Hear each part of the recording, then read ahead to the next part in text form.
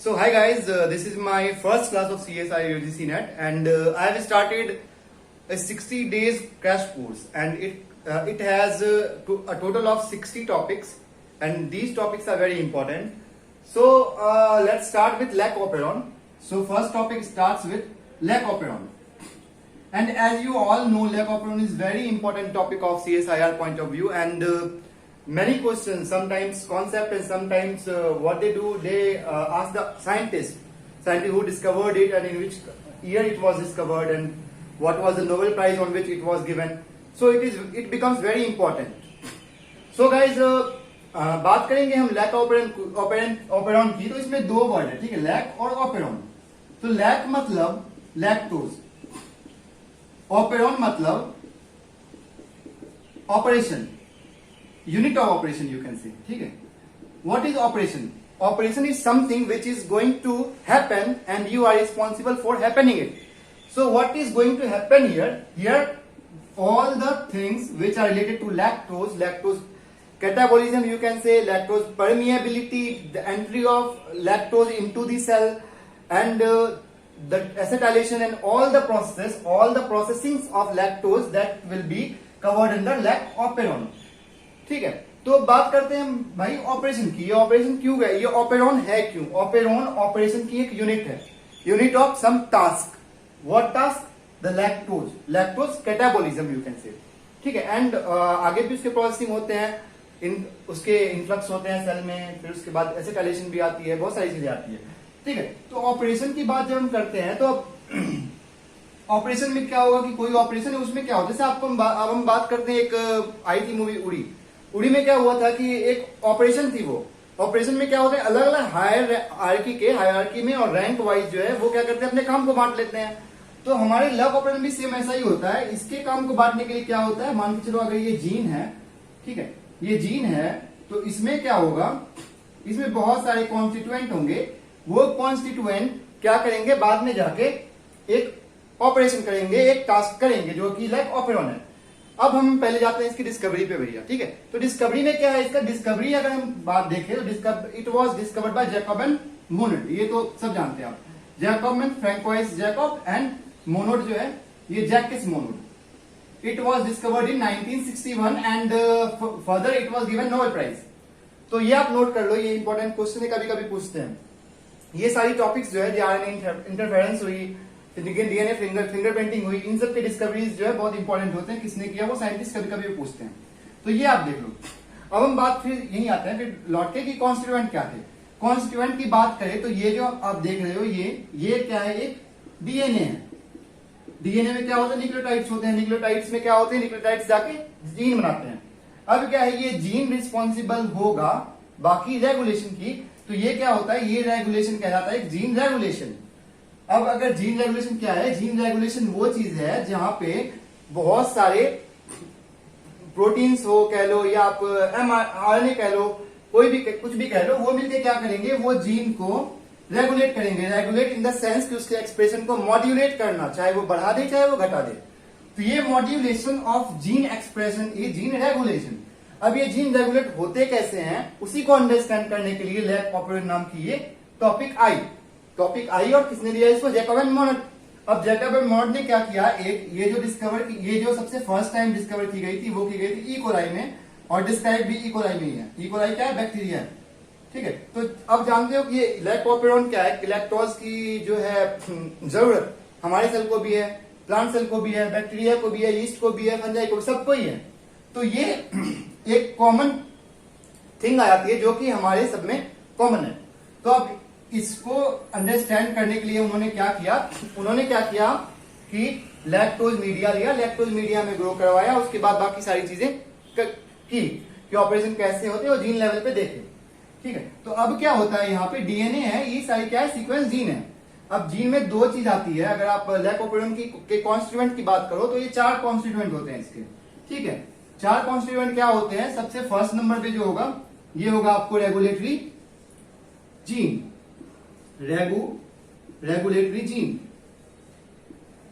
Regulatory gene के बाद second number पे अगर बात करो तो आपको वो आ जाता है स्ट्रक्चरल जीन. अभी मैं बताऊंगा ये सारी चीजें हैं क्या और इसका क्या रोल है. Structural gene.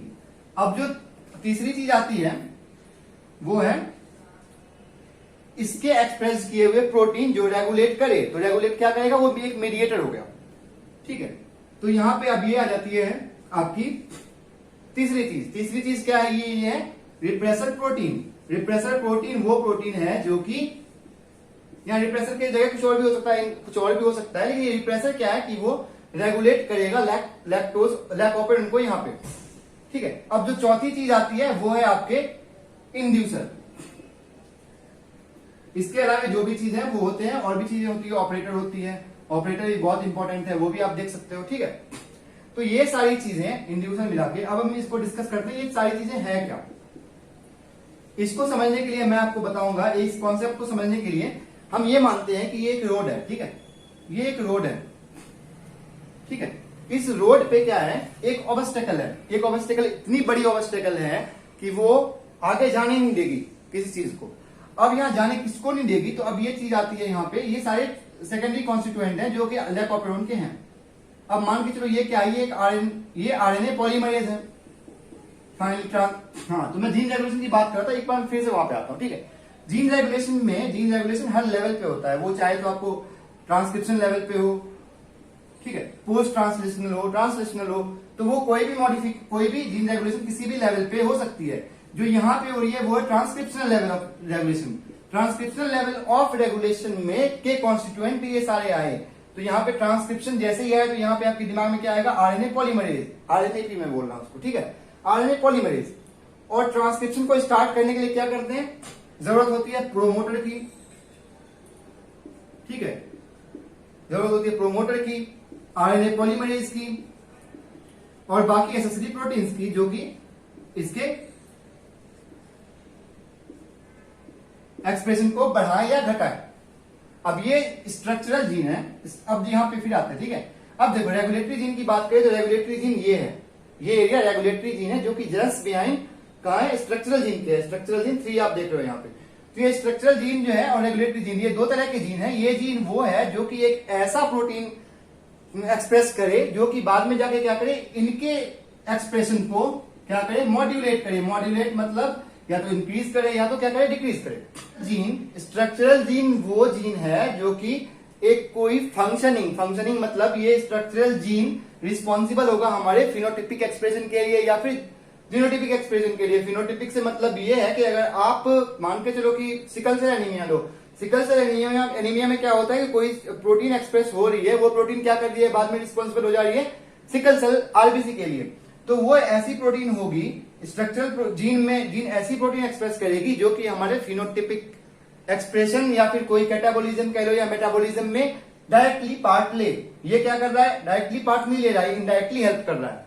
स्ट्रक्चरल जीन क्या कर रहा है, डायरेक्टली पार्ट ले रहा है। किसके थ्रू पार्ट ले रहा है, तो वो है रिप्रेसर प्रोटीन। रिप्रेसर प्रोटीन वो प्रोटीन है जो मॉड्यूलेट करेगी। ये क्या करेगी, मॉड्यूलेट जीन के एक्सप्रेशन को, स्ट्रक्चरल जीन के एक्सप्रेशन को। अब इंड्यूसर एक नई चीज आती है यहाँ पे। इंड्यूसर वो है जो कि रिप्रेसर प्रोटीन अगर ये एक्सप्रेस हुए हैं यहाँ पे, आर कह लो इसको, तो क्या करेंगे इंड्यूसर आके इसमें बाइंड करेंगे। बाइंड करके इसके कॉन्फॉर्मेशन को ही चेंज कर देंगे। कॉन्फॉर्मेशनल चेंज होने के बाद क्या करेगा, ये अपना काम नहीं कर पाएगा, ठीक है। तो ये अभी कॉन्स्टिट्यूएंट में यही सारी चीजें आती है। अभी हम डिस्कस करेंगे और भी चीजें जो कि लैक ऑपरेरॉन में क्या क्या है। इसमें और भी चीजें हो सकती है। यहाँ तो प्रोमोटर ऑपरेटर होगा ही, ठीक है, यहाँ प्रोमोटर और ऑपरेटर होगा। तो प्रोमोटर इसके भी होंगे और इसके भी होंगे। प्रोमोटर रेगुलेटरी जीन के भी होंगे और स्ट्रक्चरल जीन के भी होंगे। तो अब इसको रब करके मैं अब आता हूं सीधा ही लैक ऑपरेरॉन के मैकेनिज्म पे।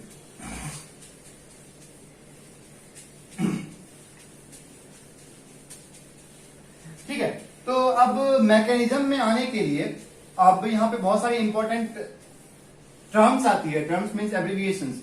वो एब्रिविएशंस आप याद रखना। साइंटिस्ट के नाम तो आपको याद रखने ही है यहाँ पे, और ये समझना बहुत बहुत इंपॉर्टेंट है और बहुत इजी वे में बताऊंगा मैं। चलो, अब ये बना दिया मैं एक जीन, ये जीन बना दिया, ठीक है। अब डीएनए बना दिया, तो डीएनए में क्या होगा, अब यहां पे आएगा जीन, ये आएगा first constituent regulatory gene. Regulatory gene को हम इसमें बोलते हैं लैक आई। क्या बोलते हैं, लैक आई। अब आएगा ये स्ट्रक्चरल जीन। स्ट्रक्चरल जीन में तीन हमारे जो है वो जीन एक्सप्रेशन होती है, इसमें तीन प्रोटीन हमारे को बनके मिलती है, वो है ZYA। ये सीक्वेंस रखना थोड़ा मुश्किल होगा, तो आप क्या करो, इसको ऐसे याद करो, जया। जया लिखने का मतलब ZYA, ठीक है। तो ये आपने जया याद कर लिया, आप हिंदी में लिख देता हूं जया, ये याद रहेगा आपको, ठीक है। ये एक ट्रिक है जो कि आपको ये सीक्वेंस याद करने के लिए हमेशा यूज कर सकते हो, ठीक है। तो अब Z जो है, अब ये तीनों क्या करेंगे, अलग अलग एक्सप्रेस करेंगे प्रोटीन्स को। ये प्रोटीन्स एक्सप्रेस करने के बाद क्या होगा कि वो बाद में जाके लैक्टोज कैटाबोलिज्म में हेल्प करेंगे। अब आ गए, अब हम बात करते हैं यहाँ पे प्रोमोटर की और ऑपरेटर की। प्रोमोटर से लगा लगा एक ऑपरेटर आपको दिख रहा है O। ये O क्या होता है, ये O ऐसा सीक्वेंस है जहां पर रिप्रेसर प्रोटीन जाके बाइंड करती है, बाइंड करने के बाद या तो इस ऑपेरॉन मतलब ऑपरेशन को शट ऑफ कर देगी या शट ऑन कर देगी। अगर यहां पे वो बाइंड किया या नहीं किया उस पर डिपेंड करेगा, शट ऑफ हो रही है शट ऑन हो रही है। अब देखो लैक आई में, लैक आई का काम ये, अब ये जो बनाया मैं ऑपेरॉन, ये किसका है, लैक ऑपेरॉन का है, ये एक्सक्लूसिव लैक ऑपेरॉन का। वो मैं जनरल जो अभी आपको बताया था वो जनरल कोई भी ऑपेरॉन में हो सकता है। अब ये जो बता रहा हूं मैं लैक ऑपेरॉन में बता रहा हूं। अब लैक ऑपेरॉन में क्या हुआ कि अब ये लैक आई जीन आया। अब ये जीन का सबसे मेन पर्पस क्या है, मेन पर्पस है इसका रिप्रेसर प्रोटीन जो कि रेगुलेटरी प्रोटीन है उसको एक्सप्रेस करना, ठीक है। अब ये रिप्रेसर प्रोटीन बनके आ गई। अब ये रिप्रेसर प्रोटीन जब बनके आ गई तो अब क्या होगा, ये करेगा मॉड्यूलेट इनके ट्रांसक्रिप्शन को। तो अब ट्रांसक्रिप्शन में क्या होता है, यहां पे सबसे पहले ये ट्रांसक्राइब होने के बाद यहाँ पे 3 mRNA बनके आई। ये mRNA किसकी mRNA है, फर्स्ट mRNA जो है वो है बीटा गैलेक्टोसिडेज का, गैलेक्टोसिडेज का, ठीक है। अब बीटा गैलेक्टोसिडेज क्या है, बीटा गैलेक्टोसिडेज अगर आप एंजाइम में जाओ तो आपने एक नाम सुना होगा लैक्टेज करके, ठीक है, लैक्टेज। वही लैक्टेज क्या है, ये बीटा गैलेक्टोसिडेज है, ठीक है। ये लैक्टेज बीटा गैलेक्टोसिडेज है और लैक्टेज जैसे नाम से ही देख रहे हो ASE लग गया, अगर एंजाइम ऑफ नोमेनक्लेचर में जाओ तो ये देखो ASE लगने के बाद क्या होता है, ये सबस्ट्रेट को कैटाबोलाइज करता है या हाँ, तो क्या होगा, तो ये क्या, इससे आपको पता चल रहा है क्या कि लैक्टोज को कैटाबोलाइज करके ग्लूकोज प्लस गैलेक्टोज में तोड़ने वाला एंजाइम क्या है, लैक्टेज या बीटा गैलेक्टोसिडेज, ठीक है। बस ये कहानी यहीं पे खत्म हो गई। अब मैं इसको कर रहा हूं रब, क्योंकि ये तो सिंपल चीज है कि लैक्टोज एक मिल्क शुगर है जो कि क्या होता है, दो प्रोटीन में दो मोनोसेक्राइड्स में बढ़ते हैं, ग्लूकोज और गैलेक्टोज, ये बच्चों वाली चीज है। अब हम बात करते हैं सेकेंड mRNA जो बन के आया, ये क्या एक्सप्रेस करेगा, ये कौन सी प्रोटीन एक्सप्रेस करेगा। अब ये प्रोटीन, ये mRNA क्या प्रोटीन एक्सप्रेस करेगा, वो करेगा परमिएज को। परमिएज का काम ये है कि वो परमिएबिलिटी बढ़ा के और लैक्टोज को अंदर सेल में ट्रांसफर करना या फिर ग्लूकोज को ट्रांसफर करना, ग्लूकोज को ट्रांसफर करना। तो ये परमिएबिलिटी, यहां से अब ग्लूकोज लाया लैक्टोज जाए, लेकिन ये क्या करता है फिर परमिएबिलिटी का काम करता है, यहाँ पे परमिएबिलिटी बढ़ाने का काम करता है। तीसरा जो है वो ट्रांसएसेटाइलेज, ये क्या है, एक ग्रुप ऑफ एंजाइम है, ग्रुप ऑफ एंजाइम जो क्या करते हैं कि ट्रांस मतलब एक्सचेंज, एसेटाइल मतलब एसेटाइल ग्रुप के ट्रांसफर, एसेटाइल ग्रुप के ट्रांसफर को कैटालाइज करने वाला एंजाइम इज ट्रांसएसेटाइलेज। ये बाद में बात आती है, लेकिन हमारा जो सेंट्रल पॉइंट है ना, ये दोनों नहीं है। हमारा सेंट्रल पॉइंट लैक ऑपरेशन को समझने के लिए ये है, lactose converting into glucose plus galactose, ठीक है। अब बात आती है कि अब इंड्यूसर क्या होता है, आपने नाम सुना होगा इंड्यूसर का। तो इंड्यूसर वो ही वही होता है जो कि रिप्रेसर प्रोटीन से जाके बाइंड करे और आगे का काम ट्रांसक्रिप्शन को मॉड्यूलेट करे। तो ये चीज और प्लस ये चीज बहुत इंपॉर्टेंट है हमारे लैक ऑपरेशन में। अब देखो एक चीज, अब एक यहाँ पे बात पे आते हैं। अब ये बात वो है कि अब ये सारी चीजें हो गई, ये इतने जीन थे वो एक्सप्रेस करेंगे, ये एक्सप्रेस करेंगे। अब करेंगे तो करेंगे कैसे, अब बात ये आती है। ये बात आने के लिए क्या होगा, अब एक आप लैक आई है, लैक आई हमेशा ही क्या करेगा, रिप्रेसर प्रोटीन को एक्सप्रेस करता रहेगा। और अब ये जो है डिपेंड तब करेगा ये ट्रांसक्रिप्शन होगा या नहीं होगा तब जब लैक्टोज प्रेजेंट हो। प्रेजेंट कहां हो? हमारे सेलुलर सिस्टम में। ठीक है, सेलुलर सिस्टम में मतलब सेल में अगर लैक्टोज है तो क्या होगा, ये आप अगर सिंपली सोचो ऐसे, तो मैंने आपको तो ये बताया, इसको एक रोड मैप समझो। ठीक है, ये रोड मैप है। अगर ये रोड मैप है तो ये रोड क्या है, यहाँ पे एक आरएनए पॉलीमरेज अगर ये है आरएनए पॉलीमरेज, तो क्या ये आरएनए पॉलीमरेज क्या है, एक कार है। और ये ऑपरेटर क्या है, ऑपरेटर हमेशा ही एक स्विच की तरह काम करता है। और इस स्विच को आप एक रोड ब्रेकर बोलो। रोड ब्रेकर मतलब स्टॉपर जो आपने देखा है वो समझ लो। ठीक है, अब क्या हुआ, ये ऑपरेटर यहाँ पे आके भैया समझो कि ये एक ब्रेकर है, ब्रेकर लगा हुआ है। अब क्या होगा, अब बात ये होता है कि ये जो ब्रेकर है, ब्रेकर है कब, ब्रेकर ऐसे ब्रेकर नहीं है, ये ब्रेकर कब है, ये स्टॉपर कब है, ये जब ये मान के चलो अगर लैक्टोज है, ये लैक्टोज क्या हुआ, लैक्टोज का एक काम है कि ये क्या करता है, इसकी एफिनिटी होती है रिप्रेसर प्रोटीन के तरफ में, इसका साइट यहाँ पे है, ये जाके क्या करेगा, रिप्रेसर प्रोटीन में बाइंड कर जाएगा। यहाँ पे अगर मान के चलो ऐसे ये बाइंड कर गया, यहाँ पे आके बाइंड किया तो क्या हुआ, इसकी कॉन्फॉर्मेशन ही चेंज हो गई। तो क्या होता है कि अगर लैक्टोज प्रेजेंट है तो कॉन्फॉर्मेशनल चेंज हो जाती है रिप्रेसर प्रोटीन में। अब जब ये कॉन्फॉर्मेशनल चेंज हो गई रिप्रेसर प्रोटीन में, तो अब वो क्या हो गया, इसकी सेवा समाप्त, मतलब ये यहाँ पे खत्म, अब ये कुछ कर ही नहीं पाएगा। क्या कर दिया, उसको कन्फॉर्मेशन चेंज कर दिया। कन्फॉर्मेशन जब किसी भी एंजाइम की चेंज होगी तो क्या होगा, एंजाइमेटिक एक्टिविटी गायब। तो वो एंजाइमेटिक एक्टिविटी गायब हो गई तो वो क्या करेगा, यहाँ पे ब्रेकर स्टॉपर जो है, ये ऑपरेटर को स्टॉपर नहीं बनाएगा, ये स्विच की तरह काम करता है। अगर ये यहाँ बाइंड करेगा तो स्विच ऑफ, बाइंड नहीं करेगा तो स्विच ऑन। समझ गए? तो ये इंपॉर्टेंट चीज है, स्विच ऑन ऑफ। बाइंड करेगा तो स्विच, बाइंड करेगा तो स्विच ऑफ, बाइंड नहीं करेगा तो स्विच ऑन। ये चीज आप ध्यान में रखो, ये जो मैं लाइन बोल रहा हूं ये बिल्कुल ध्यान में रखना, बस इसी पे डिपेंड करता है सब कुछ। अब क्या हुआ कि ये यहाँ पे बाइंड, इस केस में क्या हुआ, इस केस में कोई भी ये एंजाइम नहीं बनेंगे, सॉरी इस केस में ये बाइंड नहीं किया तो क्या करेंगे, यहाँ पे सारे एंजाइम बन गए। तो ये केस जो बताया मैं आपको, ये केस किसका है, ये इसका। अब दूसरी चीज ये आती है कि अगर ये इंड्यूसर लैक्टोज मान के चलो हमारे सेल में है ही नहीं, लैक्टोज हमारे सेल में है ही नहीं, तो क्या होगा, लैक्टोज हमारे सेल में नहीं है तो क्या होगा, तो क्या है, जब लैक्टोज है ही नहीं तो वो ग्लूकोज लैक्टोज में टूटने की जरूरत है नहीं है। जब नहीं है तो लैक ऑपरेंड को क्या होना चाहिए, फंक्शन ही नहीं करना चाहिए उसको।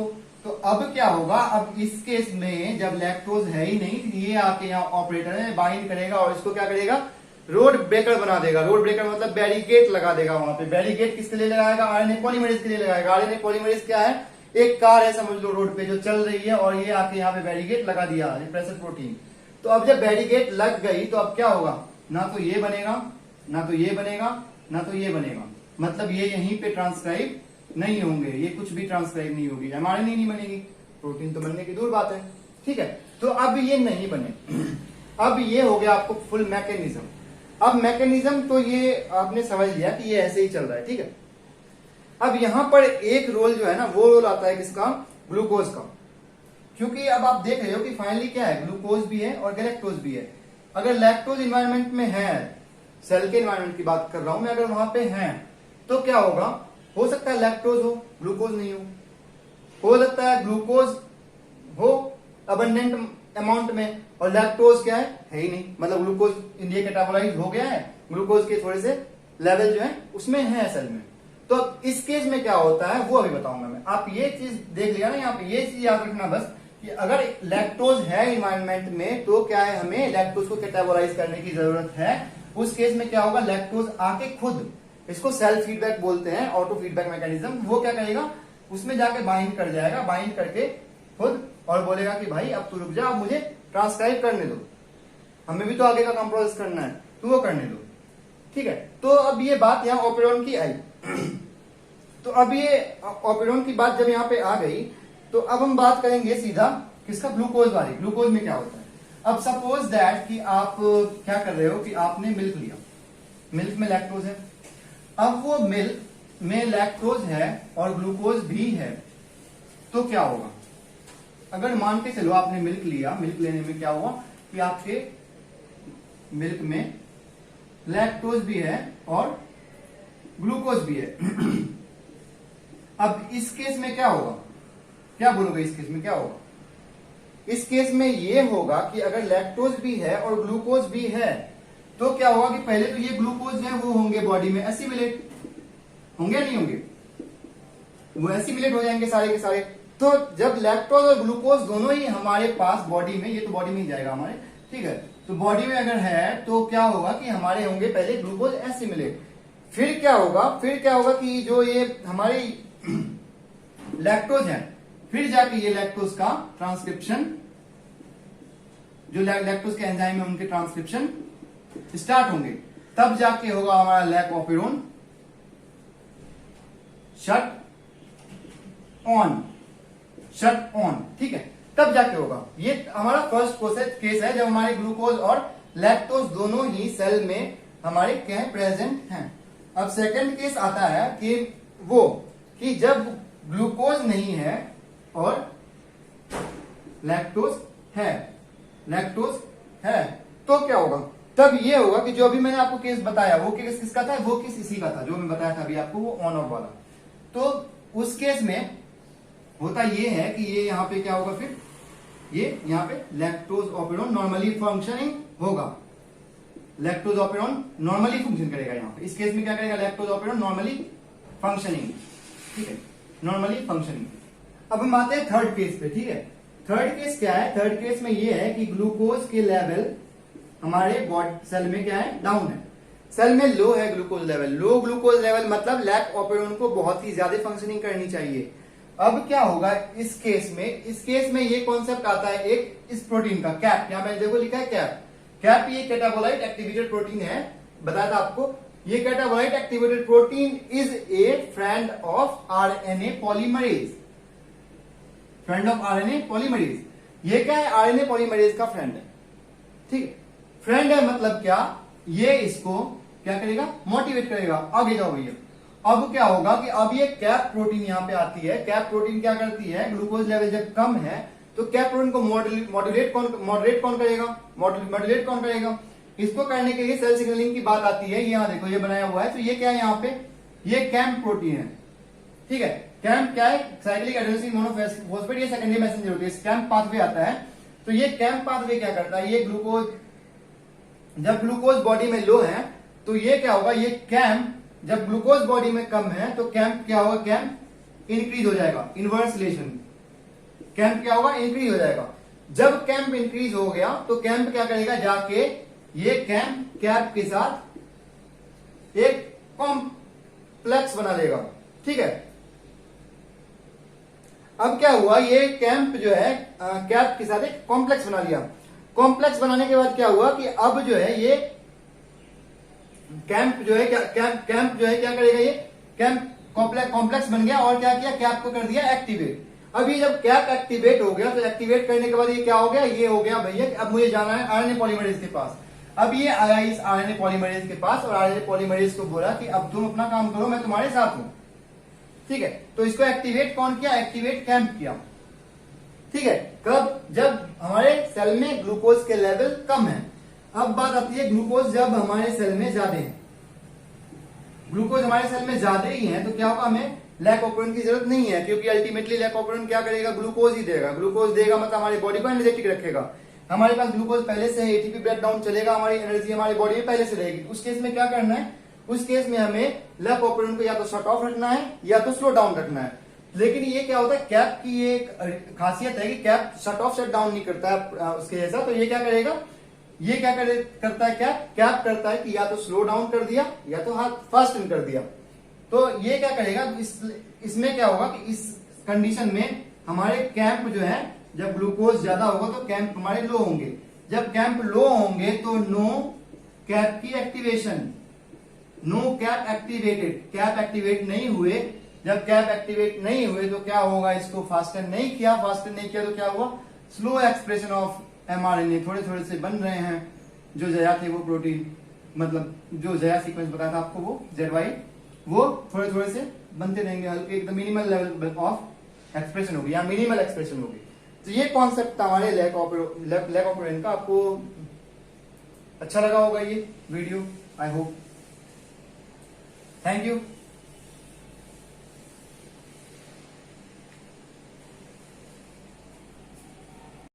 अब हम आते हैं थर्ड केस पे, ठीक है।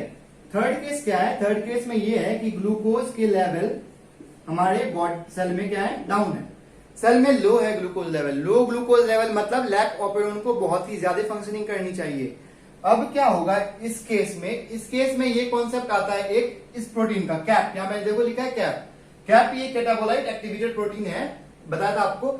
ये catabolite activated protein is a friend of RNA polymerase. Friend of RNA polymerase. ये क्या है? आरएनए पॉलीमरेज का फ्रेंड है, ठीक है। फ्रेंड है मतलब क्या? ये इसको क्या करेगा? मोटिवेट करेगा। आगे जाओ भैया। अब क्या होगा कि अब ये कैप प्रोटीन यहां पे आती है। कैप प्रोटीन क्या करती है? ग्लूकोज लेवल जब कम है तो कैप प्रोटीन को मॉड्यूलेट कौन करेगा? इसको करने के लिए सेल सिग्नलिंग की बात आती है। यहाँ देखो ये बनाया हुआ है, तो ये क्या है? यहाँ पे ये कैम्प प्रोटीन है, ठीक है।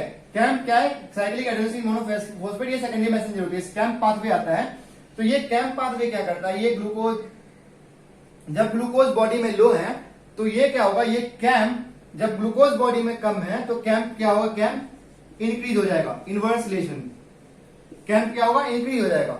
जब कैम्प इंक्रीज हो गया तो कैम्प क्या करेगा? जाके ये कैम्प कैप के साथ एक कॉम्प्लेक्स बना लेगा, ठीक है। अब क्या हुआ? ये कैम्प जो है कैप के साथ एक कॉम्प्लेक्स बना लिया।